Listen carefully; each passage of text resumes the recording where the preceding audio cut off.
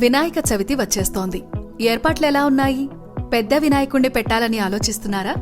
అయితే ఒక్క నిమిషం ఇది వినండి.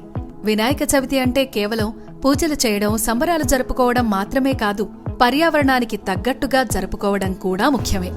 అలా ఆలోచించే సిద్దిపేట జిల్లాలోని 5 గ్రామాల ప్రజలు ఒక అద్భుతమైన, స్ఫూర్తిదాయకమైన నిర్ణయం తీసుకున్నారు. అదేంటో తెలుసుకోవాలంటే ఈ వీడియోను మిస్ అవ్వకుండా చివరిదాకా చూడండి. సాధారణంగా గ్రామాల్లో 10-15 వినాయక మండపాలు, పెద్ద పెద్ద విగ్రహాలు ప్రతిష్ఠిస్తారు. అవి అందంగా, ఆకర్షణీయంగా కనిపించినా వాటి తయారీలో ఉపయోగించే ప్లాస్టర్ ఆఫ్ ప్యారిస్, కెమికల్స్తో తయారు చేసిన రంగులు పర్యావరణానికి చాలా హాని కలిగిస్తాయి. వినాయకుని నిమజ్జనం తర్వాత ఈ విగ్రహాలు నీటిలో కరగకుండా ఉండి నదులు, చెరువుల కాలుష్యానికి కారణమవుతాయి. ఈ విషయాలను గురించి ఆలోచించిన సిద్దిపేట జిల్లాలోని మిట్టపల్లి, రాంపూర్, మాచాపూర్, బండచార్లపల్లి, కోదండరావుపల్లి గ్రామాల ప్రజలు ఈ సమస్యకు ఒక మంచి పరిష్కారాన్ని చూపించారు. ఈ 5 గ్రామాలు కలిసి ఒకే ఒక్క వినాయక విగ్రహాన్ని పెట్టాలని, అది కూడా మట్టితో చేసిన విగ్రహాన్నే ప్రతిష్ఠించాలని ఏకగ్రీవంగా తీర్మానం చేశారు.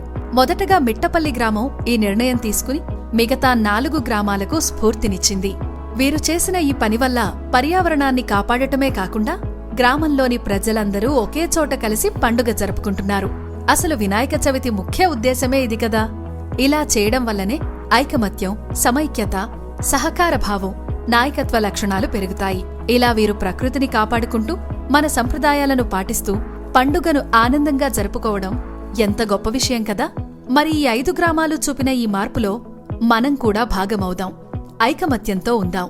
మట్టి వినాయకుణ్ణి పూజిద్దాం. భవిష్యత్ తరాలకు మంచి పర్యావరణాన్ని, ఆరోగ్యకరమైన భవిష్యత్తును అందిద్దాం.